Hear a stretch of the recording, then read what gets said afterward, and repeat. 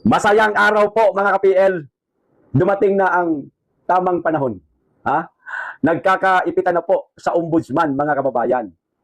Ang ginigisa ngayon o ang nasa hot seat ngayon sa ombudsman mga kababayan, walang iba kundi si dating Speaker Martin Romualdez. Ayan na.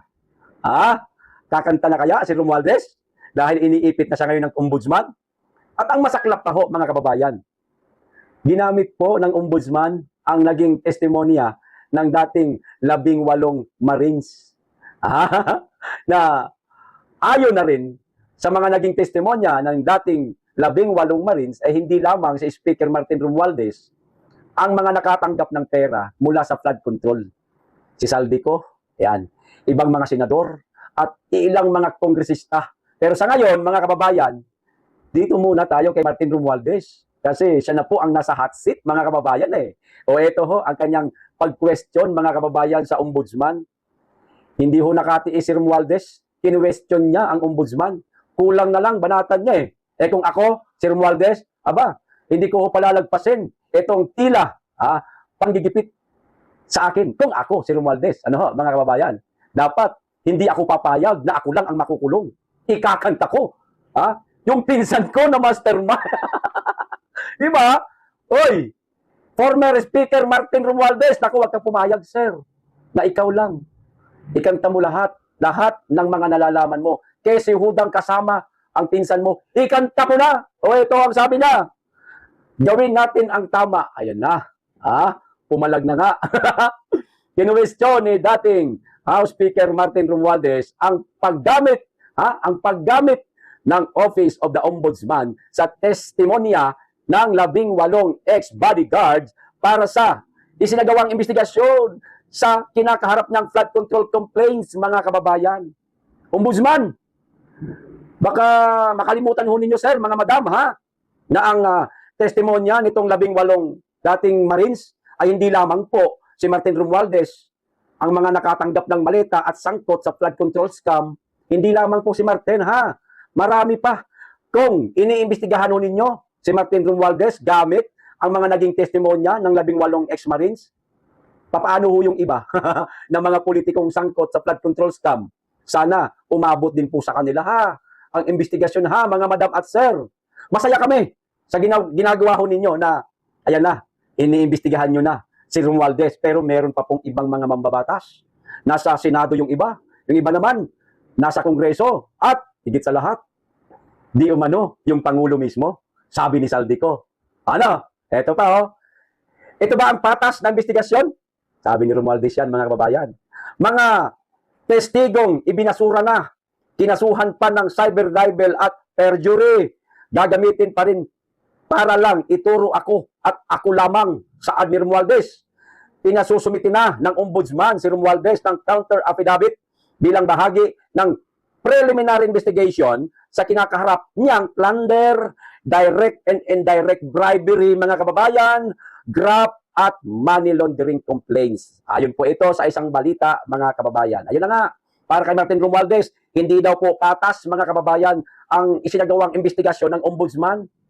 Kasi daw, itong dating 18 Marines, ibinasura na daw. Ayan meron di umanong kinakaharap na cyber libel.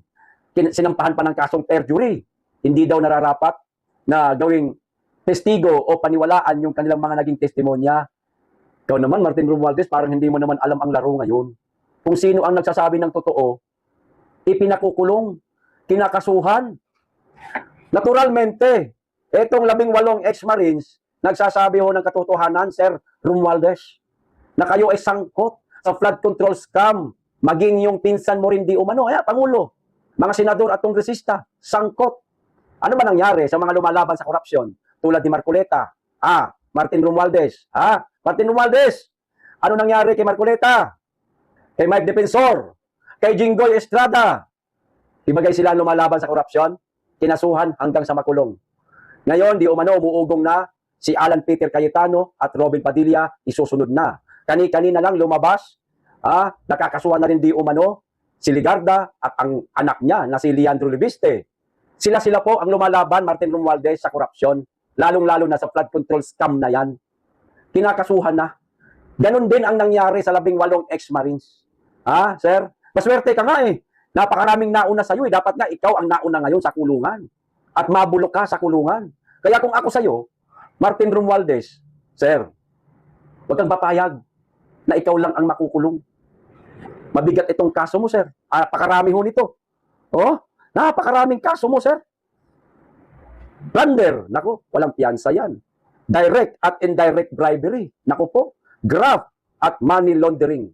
Sir, ang dami nito. Matagal-tagal na laban ito. Martin Romualdez, papayag ba kayo? Na kayo lang ang makukulong, ang paiimbestigahan. Kalaunan nito, makukulong rin po kayo kung talagang mapatunayan na sangkot nga kayo. Bagamat para sa aming mga pobreng Pilipino, totoong sangkot kayo. Dahil bumabatay kami sa mga naging eksperyensya ng dating 18 Marines. Batay po yan sa kanilang mga naging testimonya. Romualdez, huwag kang papayag na ikaw lang. Kung makukulong ka, dapat magkasama kayo ng pinsan mo. Ikanta mo na, sir. Bago pa man kayo labasan ng tawag nito, ng arrest warrant, ikanta mo na yung pinsan mo. Hindi ka nila man na makakatakas. Kasi baka ngayon minomonitor ka na. Hindi ka talaga patatakasin. Gagawin kang pain ng pinsan mo mismo. Para maging ligtas siya, bumango ang pangalan niya, Martin Romualdez, makinig po kayo, sir. Ikaw ang ipapakulong niya. Para bumango ang pangalan niya.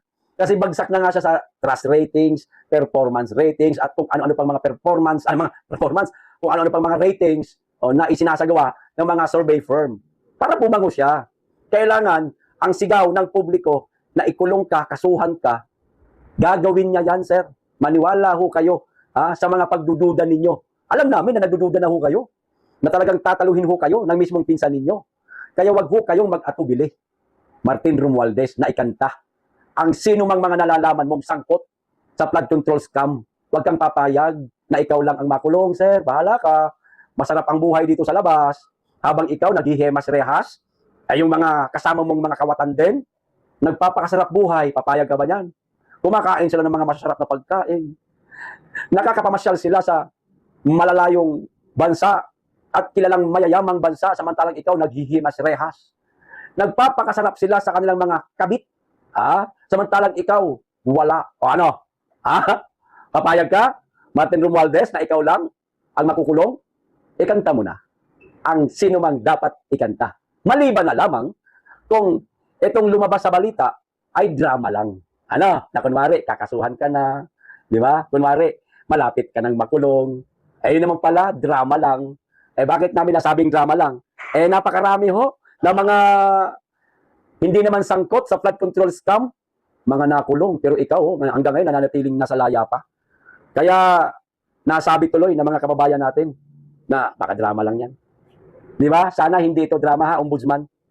Tuluyan na po ninyong ikulong itong si Martin Romualdez. Para matuwa-tuwa naman ang mga Pilipino, matagal nang inihingi ng mga Pilipino ang hustisya dahil ninanakawan kami. Ninanakaw ang laman ng kaban ng bayan mula sa aming mga buwis. Ombudsman, hindi lang po kami ang ninanakawan, maging kayo rin po. Okay, so ito pa isang balita, mga kababayan.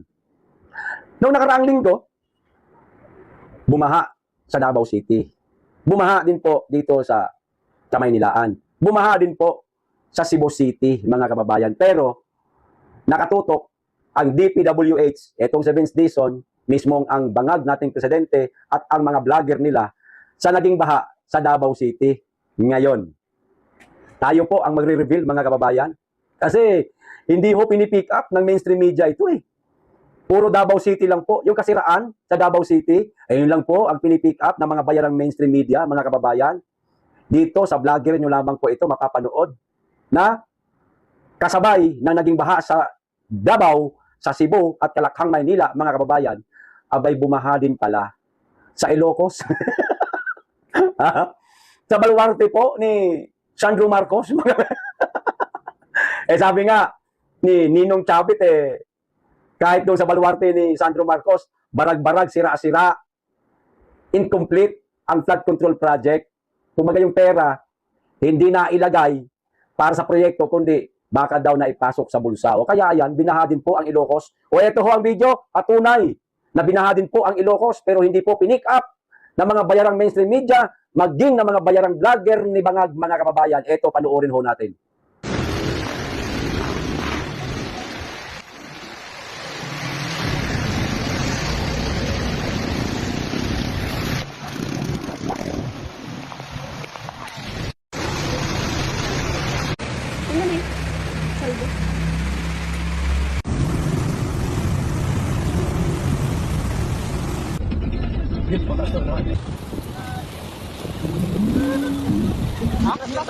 Ada oi, lagi dalam.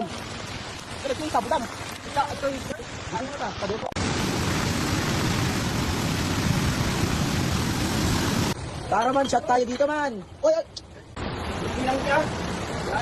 pati balay ipes yun.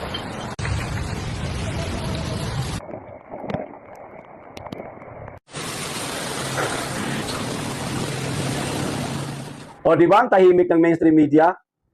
Napakaingay naman nila sa baha sa Davao City. Kahit mga bayarang vlogger ni Bangag, napakaingay din po sa baha na nangyari sa Davao City. Pero dito sa Ilocos, tahimik ho nila, mga kababayan. Hindi po may tatago ang katotohanan, mga madam at sir. Nasa social media po nakakalat, napakadali pong hanapin. Ilagay mo lang baha sa Ilocos. Ay, napakarami pong lumabas, mga kababayan. 2 video nga lang ang kinuha ko.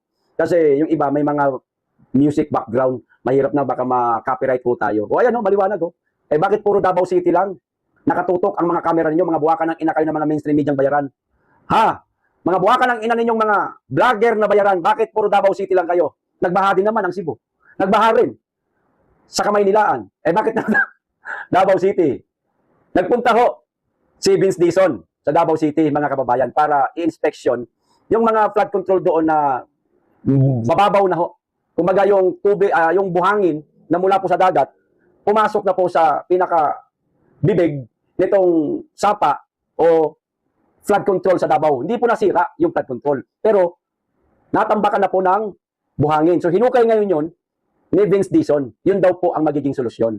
Sabi niya, kasi nga, ang babaw na halos 5 feet na lang yata yung makikitang bakante, tapos puro buhangin na ho yun Kaya pinahukay niya. Nagpunta rin ang presidente, nag-inspection ko sa mga pabahay na hindi naman sa kanya. Para lang po bumango si Junior, para bumango si Vince Dizon, para bumango ang administrasyong Marcos, mga kababayan kung dabawin nyo. Mga kababayan, wag po tayo masyadong magpapauto sa kanila Oo, masasabi nating meron silang ginagawa di umanong solusyon para maibsan ang pagbaha sa Davao City, sa lugar natin. Maganda sa paningin, kung tutusin. Pero pagpapabango lang ho yan sa mga taga Davao at higit sa lahat, mga kababayan kung dabawin nyo, kinukuha lamang po nila ang loob ninyo. Yan po ang tingin ko dyan. Para masabi ninyo, okay naman pala ang DPWH. Naguhukay sa kanal. Concern nila, wag nang bumaha sa Davao. Inaayos yung mga flood control. Hindi sira ang flood control, kundi hinuhukay lang nila. Kinukuha lang po nila ang loob nating mga Davaoenyo. Wag ho tayong magpapauto sa mga yan. Dapat lang natrabahuhin nila kung ano mang mayroong problema sa flood control sa Davao City. Kasi may ambag po tayo. Di ba? At sila ang administrasyon. Dapat lang. Trabaho nila yan Alam naman, umupo lang sila at pabayaan lang nila ang Davao City. Natural. Natatrabahuhin nila yan. Pero wag po tayong masyadong magtitiwala mga kababayan kong Davaoenyo. Nagpapabango lang po sila. Sa palagay ko lang naman. Okay. Eto nga may flood alert, mga kababayan. Basahin ko lang, maikli lang Naitala ang pagbaha sa ilang bahagi ng Metro Manila as of 4:07 PM ngayong Biyernes, July 31, ayon sa Metropolitan Manila Development Authority o MMDA, mga kababayan. Kaninang alas 4, bumaha po, mga kababayan, sa Metro Manila. Syempre, mapipick up talaga ito ng mga mainstream media. Nadadaanan ho nila. Papipick up din ito ng mga bangag vlogger. Baka pati bahay ho nila. Binaharin pero ang Davao City, nasilip po nila, mga kababayan. Tapos biglang, kunwari, magtatrabaho si Vince Dizon. Para para kasiyahan siya ng mga taga Davao. Hindi nyo mauuto ang mga taga Davao, mga madam at sir. Hindi nyo mauuto. Marunong ang mga taga Davao City. Alam ng mga taga Davao City na pera din namin yan. Di ba? Ito pa isang balita, mga kababayan. Di ba meron pong panawagan si US President Donald Trump sa mga kaalyado pa hanggang sa ngayon ng ICC na sinabi niya, umalis na kayo sa tribunal, wag niyo nang hayaan na manatili kayong miyembro ng ICC. O meron na pong tumugon na isang bansa, mga kababayan, umalis na po sa ICC. O ito, basahin ko, maikli lang. Bansang Chad, kumalas na rin sa ICC. Dumami pa ang mga bansang kumakalas sa International Criminal Court o ICC matapos ipahayag ng bansang Chad ang pag-alis nito sa tribunal dahil umano sa hindi pantay at limitadong pagpapatupad ng mga polisiya nito. Sa ngayon, ang napapabalita, mga kababayan, ay ang bansang Chad pa lamang po ang kumalas na sa ICC. Pero ayon po sa binasa natin, dumarami na di umano mga bansang kumakalas sa International Criminal Court. Pag nagtuloy-tuloy po ito, mga kababayan, maubos na po ang mga bansang kasapi, ng tawag dito, ICC. Hindi mo magdadalawang isip ang ICC na magsasara na ho sila. Ang Tatay Digong, mga kababayan, mapapauwi na po sa Pilipinas. Kaya pala, nasabi ng ating pangalawang Pangulo na malapit nang umuwi si Tatay Digong. Kasi mawawasak na pala itong ICC, mga kababayan. Sana tuloy-tuloy ang pagkalas ng mga bansang kasapi ng ICC para mabuwag na yan. Wala namang silbi ang ICC niya, inutil naman yan lalong-lalo sa bansa natin. Gumagana po ng maayos ang ating saligang batas. Bakit hindi na lang dito litisin? Bakit dinala pa si Tatay Digong sa Dahig, Netherlands? Kasi nga, wini-weaponize po nila, mga kababayan, nitong Administrasyong Marcos, ang ICC para mapalayo po si Tatay Digong sa Pilipinas. Sana dumami pa, at kumalas pa ng kumalas para mabuwag na ang ICC at makauwi na po ang ating Tatay Digong sa Pilipinas. Ito pa, isang balita, mga kababayan, tungkol po ito sa nag-viral na video na naglalakad yung isang doktor at si Lisa Marcos ay nasiko. Nasiko itong doktor. Ngayon, yung doktor na aksidenteng nasiko niya lang si Lisa Marcos, wala na, mga kababayan. Hinahanapan na po ng butas. Baka kalaunan nito ipatanggal na po ito. Meron na pong reklamong inihain laban po dito sa doktor na ito, mga kababayan. Hindi magtatagal, matatanggal to. Kasi napahiya si Kokak Tinamaan sa ulo ng siko niya parang sinasadya. Hindi naman sinadya yun. Kaso nga, bangag yung nabangga, kung ano-ano iniisip, tamang hinala. Kaya ayun, yung doktor na tawag nito, matino naman sana, hinahanapan na po ng butas hanggang sa matanggal ko sa pwesto. Ito, Health Secretary Briggs Pujalte, inireklamo sa Malacanang dahil sa umano'y pagsusugal sa mga kasino. Ayan na. Ito yung pinakabutas na nahanap nila dito kay Briggs Pujalte, mga kababayan. Isang reklamo ang inihain sa Presidential Complaint Center sa Malacanang laban kay Health Secretary Briggs Pujalte dahil sa umano'y pagsusugal sa mga kilalang kasino. Ito pa, ayon sa reklamong inihain ng grupong nagpakilalang concerned citizen. Concerned citizen daw, mga tauhan lang ito ni Kokak nakita umano si Pujalte na nagsusugal sa Okada, Manila at Soler Resort and Casino gamit ang mga alias na Luis Santos at Luis Santos pa rin pero double S na itong pangalawa upang hindi umano makilala. Hiniling din ng mga nagreklamo na kunin ang CCTV footage, registration logs at iba pang record mula sa mga kasino. Suspindihin si Pujalte habang iniimbestigahan at aalisin siya sa pwesto kung mapapatunayan may paglabag, mga kababayan. Kita nyo na? Ano sabi?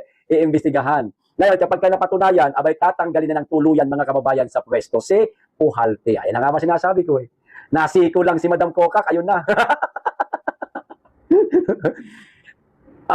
Napahiya kasi.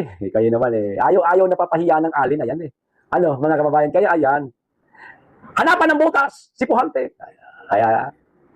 Sundan ninyo kung ano ang mga lakad niyan para mahanapan nyo ng butas. Ayun, nakitaan po na di umano'y nagsusugal daw sa mga kasino. Yan ang maaaring grounds niya, mga kababayan, para matanggal sa pwesto itong si Pujalte. Kasi pinag-iinitan na nga kayo naman Ganyan po, ganyan. Nagtamang hinala lang po yung ale na tarantado yun siniko yata ako nung si Pujalte Teka, magantihan ko nga. Gantihan ko nga. Ipatanggal ko nga sa pwesto. Kawawa naman mga kababayan. Hindi naman sinasadya yata yung pagkakasiko. Masyado lang naging pusong mamon itong Kokak na Princess Palace natin. Ang ating Princess Palace masyadong naging balat sibuyas. Pati yung hindi sinasadya naman, tulad ng nagawa na si Pujalte, pinatulan. Nako. Kaya pala yung ibang mga cabinet secretary, mga kababayan, halos gawin na lang di umanong Panginoon. Itong si Kokak, wag lang silang mapag-initan. mahanapan ng baho, kasama ang palad, makukulong pa. Ano ho? Matanggal sa pwesto. Kaya pala, talagang pinapanginoon nila si Kokak. No? Kasi ganito pala umasta itong aling ito. Hindi naman sinasadya, ayun, hinanapan ng butas, makukulong pa yata. Diba? Okay, hanggang dito lang. Maraming salamat. Mag-iingat kayo lagi at higit sa lahat, mahalin po natin ang Pilipinas.